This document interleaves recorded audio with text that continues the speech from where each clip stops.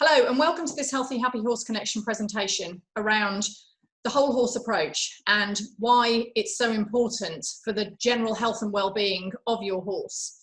My name's Amy Mitchell and I am the founder of the Healthy Happy Horse Connection.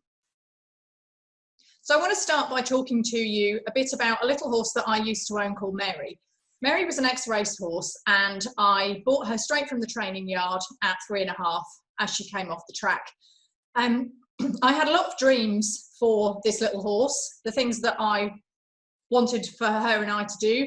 I was in quite a high pressure job at the time and she was really going to be my outlet and the real joyous part of my life. I had dreams of going out for long rides together, working with her, training her and giving her a lovely lifestyle.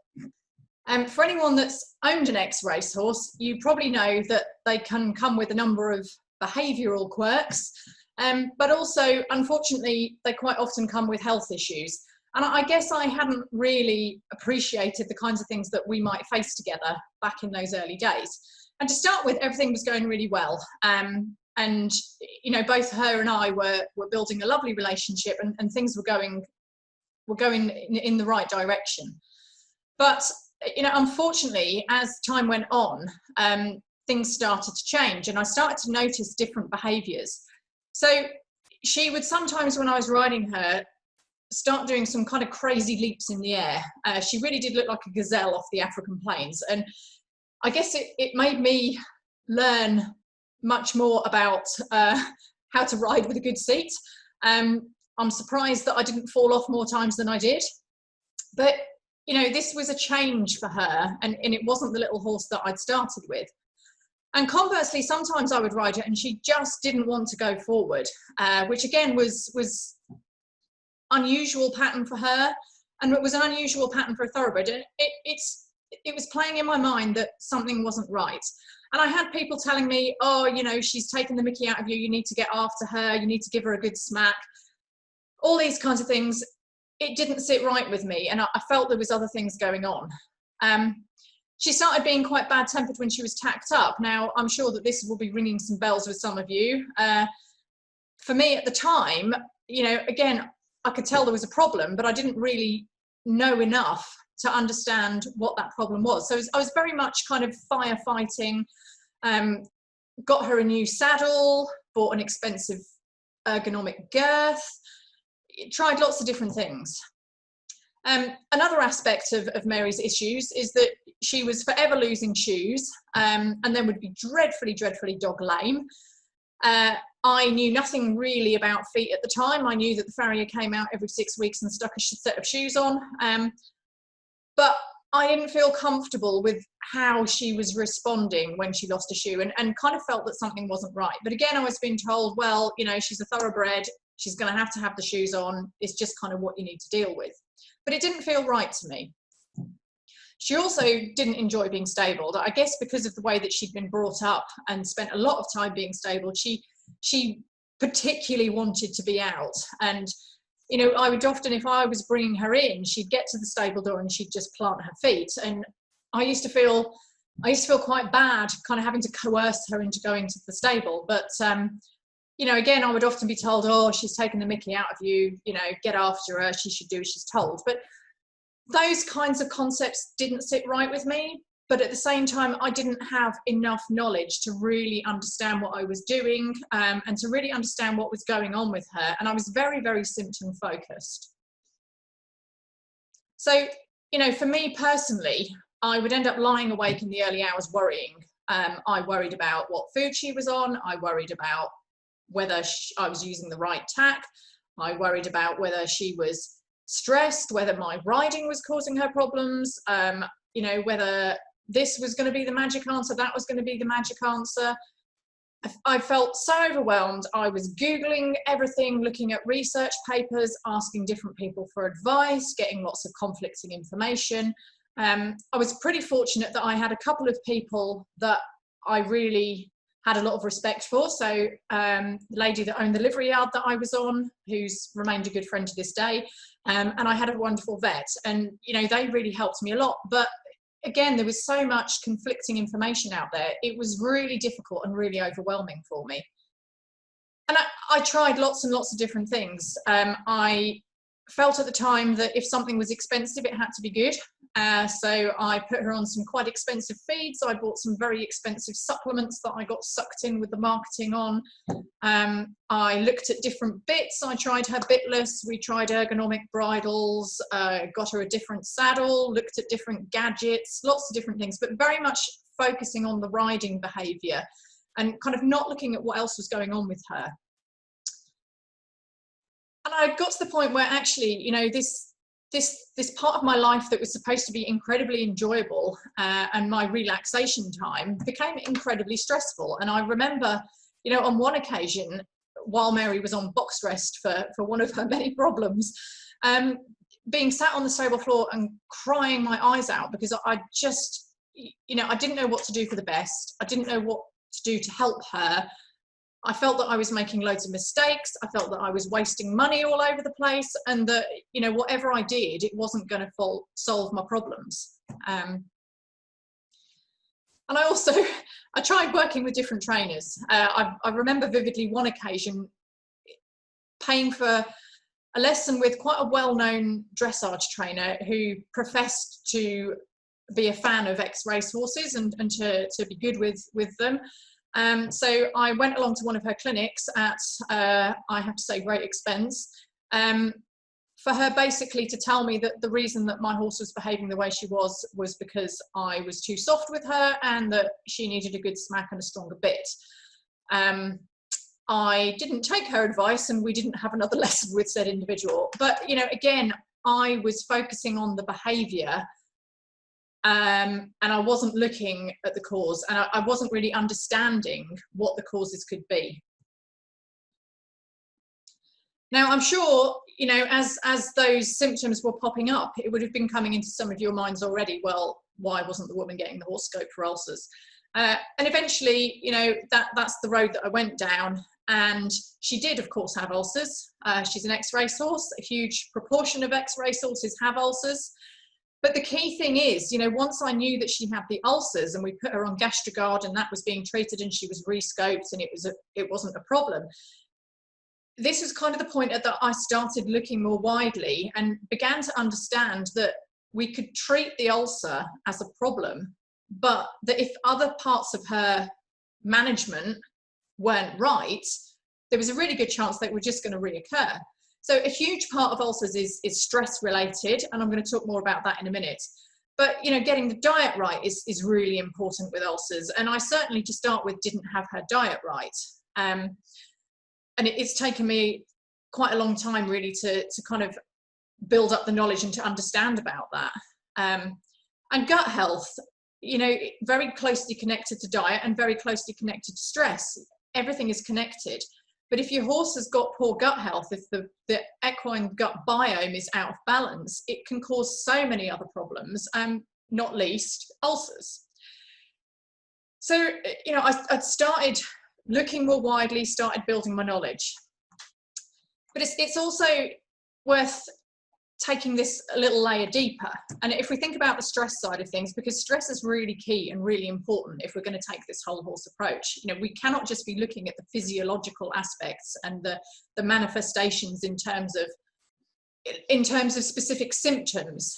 So, you know, in terms of if we're looking at a lameness or your horse is carrying itself differently, or, you know, Mary getting girthy, we can't be looking at a specific symptom. We've got to be looking much wider.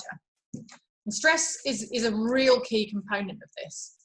So, you know, we probably are all fully aware that stress will cause behavioural issues. So this is not my Mary, but I'm sure that she probably looked like that from time to time. But of course, it will also cause crib biting, box walking, kicking. It will cause your horse to spook, but as well as these kind of behavior issues, it has a massive impact on the horse's body. So the key hormone in chronic stress is cortisol, and cortisol in the fight or flight process, where it's intended for acute stress, will actually cause the body to kind of shut down the immune system. so that the body can really focus on the fight or flight. It shuts down all the unnecessary processes. So the immune system is weakened. Now, if you've got a horse that's in chronic stress, you know, I don't need to explain to you all the problems that can then be caused by having a weakened immune system. And it's the same in us as humans as well as it is for horses. Another example is it has a big effect on hoof health.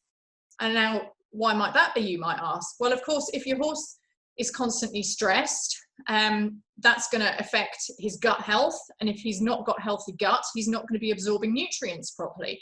If he's not absorbing nutrients properly, he's not going to be growing healthy hoof horn. You're going to end up with persistent thrush problems.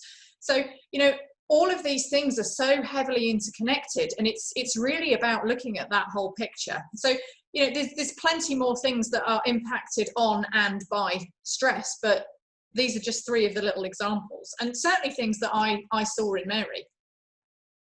So Mary really acts as a massive catalyst for change for me in the way that I look at horses and the way that I work with, manage and care for horses, whether they be my own or my clients.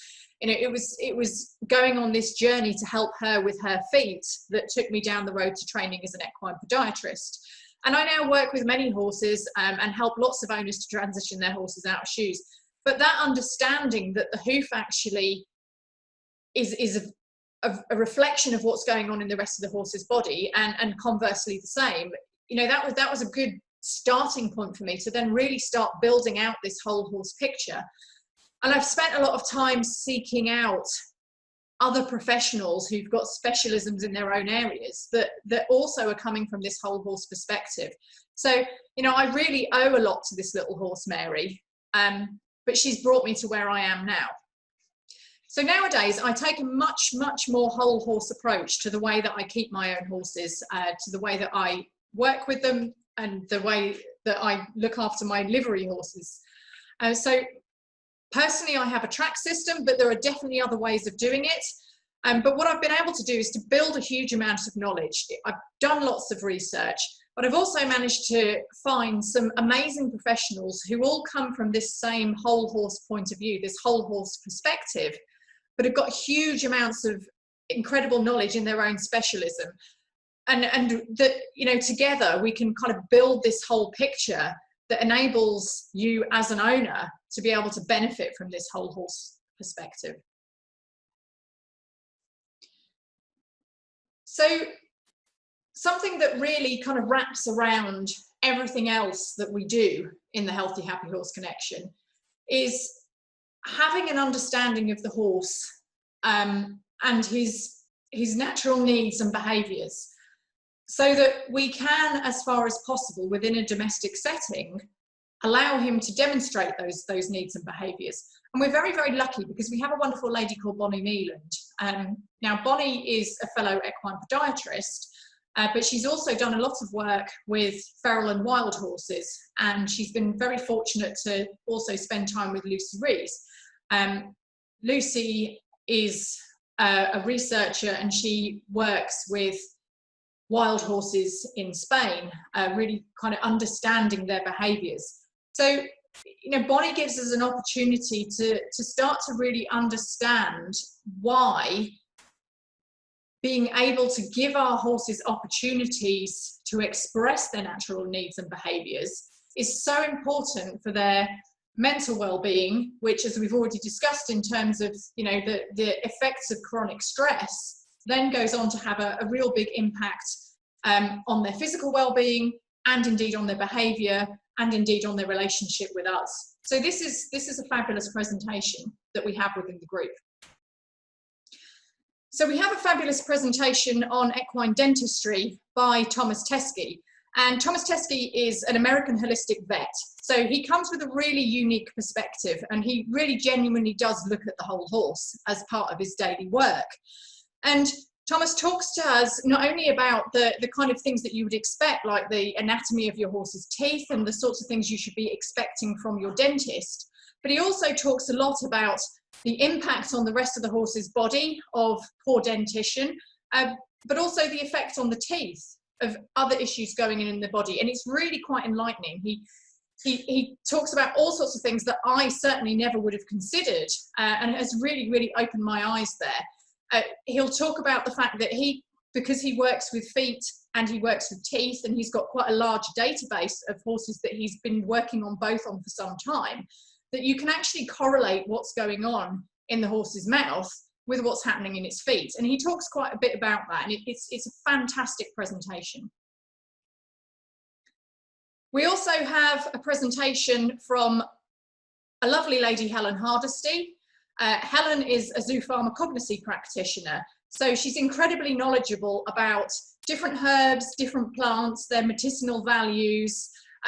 She knows what's around in what seasons, what you can be foraging for in the hedgerows to help your horses if they've got particular issues. She's very generously provided us a herb directory that we have on the Healthy Happy Horse Connection website, so that if you're looking for particular plants, you can go and check on there and see what something is and how it might help your horse. She also works with aromatherapy, and her presentation is really fascinating and really eye-opening. We're also incredibly lucky because Helen is also a member of the Healthy Happy Horse Connection. So she very generously will jump into the Facebook group and answer people's questions and give ideas and help out there. Now, as well as Helen, when we're sort of looking at nutrition side of things, obviously the other aspect is the kind of main things that we feed our horse. And we have a really superb presentation from Nikki Megerson. And Nikki is an independent equine nutritionist, so she's not allied to any feed company. And she gives some really good, sensible advice for the kind of approaches that we should be taking to feeding our horses to keep them healthy. Now, we also have some presentations, I think 3 presentations from a UK holistic vet, Donna Blenman. And Donna, again, comes with a really quite unique perspective. The presentation that this particular quote comes from, that I really like, is from the presentation that she gives us on when you might want to use sort of pharmaceutical, traditional type veterinary approaches, and in what situations you might actually want to be looking for some sort of an alternative therapy instead. And she gives really good, clear guidance on what you might want to use and why, and bringing it from her fabulous perspective. But the other great thing about Donna is that she's very interested as well on the impact that we have on our horses. So she gives us a presentation where she talks about how we show up to our horses and how that can really affect them, affect their behaviour, and affect their stress levels. And she talks a lot about the science behind it. So, you know, it's not an airy-fairy presentation. It's all really well backed up, and it's a fantastic presentation that, you know, you're going to struggle to find this kind of thing elsewhere. We also have Leslie Johnson. Now, Leslie is an equine behaviourist. She's a qualified behaviourist, and I've known Leslie for a while now, and it's an absolute joy to watch Leslie working with her own horses, because they so enjoy working with her, and she does a lot of things with them at Liberty. But the way that she explains it, and she breaks things down, and she kind of explains how the science behind it and how the horse thinks and how the horse learns. And we're very lucky that Leslie is going to be doing a live clinic day with us in September. So anyone who's a member of the Healthy Happy Horse Connection is very welcome to come along to that day and learn from Leslie lovely ways that we can work with training our own horses. And again, Leslie is also a member of the Healthy Happy Horse Connection. And again, like Helen, is very generous with her knowledge, answering questions, giving people ideas. So of course, we couldn't have a Healthy Happy Horse Connection without looking at feet. As I've already said, you know, the feet really do reflect what's going on in the body, and can also really affect what's going on in the body. So I will help you to understand what a healthy foot looks like, how to get a healthy foot, how it fits in with all the rest of the 9 connections, what can happen in terms of pathologies, how you can avoid them, what you can do if they're already there. So lots and lots of great information. But we're also extremely lucky to have Mark Johnson, who is a very knowledgeable farrier and who's done a lot of work looking at anatomy and looking at biomechanics. And Mark gave a presentation at the Horses Inside Out conference earlier this year, which he's generously allowed a video copy of to be held within this membership group.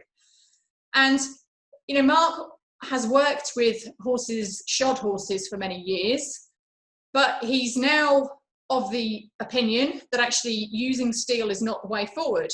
And he tries to help horses be barefoot as far as possible, but at the same time, he will use plastic shoes where barefoot is not appropriate for either the horse, the owner, or both. So it's really understanding that there's always a choice and that there's no one right way. It's about giving you information and giving you options for how you can really help your horse lead the healthy, happy life that, of course, you want him to. So I've just popped on here a list of some of the other presentations that we've got and some of the other content that's already available. We've got new content that gets added to the Healthy Happy Horse Connection all the time. So in August, in fact, next week, we have BitFit consultant James Cooling. And then in a couple of weeks' time, we've got Jane Myers talking about equicentral grazing system. My good friend and saddle fitter, Joe Clark, is going to be talking about saddle fit, saddle issues, you know, lots of things that you may not have thought about in that kind of area. We've got a fantastic talk lined up from a lady called Steph Watts. So Steph is an equine physiotherapist. She also teaches equine massage. So lots of fabulous, fabulous people constantly adding to our database of information. So what are our current members saying? Well, there's a little bit of feedback here from both Sarah and Becky, who are current members of the Healthy Happy Horse Connection and have been with me on this journey pretty much since the beginning, when it first came into my mind. And, you know, they're both different people coming from quite different experiences, and their horse owning experiences are really quite different. But they've both been able to be part of this community, and it's been really lovely from my perspective, seeing members supporting each other and sharing their knowledge, talking about issues that they're having. And, you know, we've been able as a group to come up with some really cool creative ideas to help people with issues that they might be having with their horses. So, you know, I'm really proud to have these wonderful people in my group, and to have been able to help and support them in their horse owning journeys. So a little more here about what you actually get as a Healthy Happy Horse Connection member. So, you know, hopefully you're a little inspired by some of those amazing presenters that we've got. So you will get full access to all that content on the members website, which I'm adding to you all the time. But as soon as you become a member, you can access all that content. We have this lovely Facebook group, and we try to get together in person when we can. Obviously, COVID has put a bit of a spanner in the works with that. But we'll be getting together, hopefully, for Leslie's training event in a few weeks' time. As a member, you'd also get priority access to any Healthy Happy Horse Connection or Heavenly Hooves events. You get discounts from those, some examples of things coming up. Hopefully, we've got a fabulous 2-day Thomas Teskey clinic, first time he's coming to the UK in November. At Leslie's clinic, I do a hoof dissection demonstration. I do my hoof care for horse owners courses, and there's plenty more things that I've got in the pipeline that I'm going to be adding as time goes on. We, as well as having access to the content via the website, we have group watch sessions. So there will be at least one online group watch session per month where we will go through one of the presentations and watch it together through Zoom. And then it's a fabulous opportunity for everyone to kind of talk about it afterwards, how it might apply to them. You know, if it triggers an idea in someone, or if you think, well, I just don't know how I could make this work for my horse, we can talk about it as a group, and you'd be amazed at some of the ideas that comes up. And it's a lovely, lovely community. I'm also going to be launching a monthly Q&A online clinic. So sometimes it will be with me. Sometimes I'll be getting a guest person in to help with those. Opportunity for you to talk about things that are going on, ask questions, get involved. It's really, you know, as well as the learning, it's really, really important, the community aspect, the community side of things. I want to share this as far and wide as I can to make things better for you as owners and to make things better for your horses. So what's the value of the Healthy Happy Horse Connection membership? Well, of course, I have to pay my presenters. You get value of event and other discounts, the value of the monthly Q&As, the value of the community. So the total value of the membership you're looking at is £3,000 per year. Now, of course, £3,000 is a lot of money. And, if you wanted to try and do this yourself, that's kind of what you'd be looking at. Not to mention the time, the effort, building all the contacts, gathering it all together. For you, the cost will be £23.97 per month, which at less than the cost of a big round bale of hay, I think is excellent value. If you would like to join as an annual member, it's £239 for the year paid up front, which is the equivalent of £19.91 per month. You essentially get 2 months free. It may be that you're concerned that if you join, it might not be for you. I've not had a member leave as yet. Everyone that's joined has stayed. So I think that speaks for itself. But I'm so confident that you will enjoy it. And, I really want you to take this opportunity. So if you decide after the first 2 months that it's not for you, just drop me an email and I will refund you whatever you've paid to date with absolutely no questions asked. Following the end of this presentation, you'll get an email. It will also have a link in it that will take you to the sign up page. So you can go click on the link, put in your details, and straight away you'll get an email back that gives you all your login details to the website, shows you how to join up for the Facebook group. Nice, simple process. Next week, on Tuesday evening, we've got straight away a presentation with James Cooling from BitFit. And so, in order that I can get everyone in, get everyone orientated and start really helping my new members, I'm only going to have the doors open until Sunday evening of this week. So you've only got a real short amount of time to sign up. After that, we're going to be getting straight in there, getting into the content, and I'm going to be working with my new members. So time is short. As I say, you'll get an email after this. Any questions, let me know. This is the end of the presentation that I wanted to share with you, but I'm going to be around now to answer any questions about the membership or about anything else that I've talked about earlier.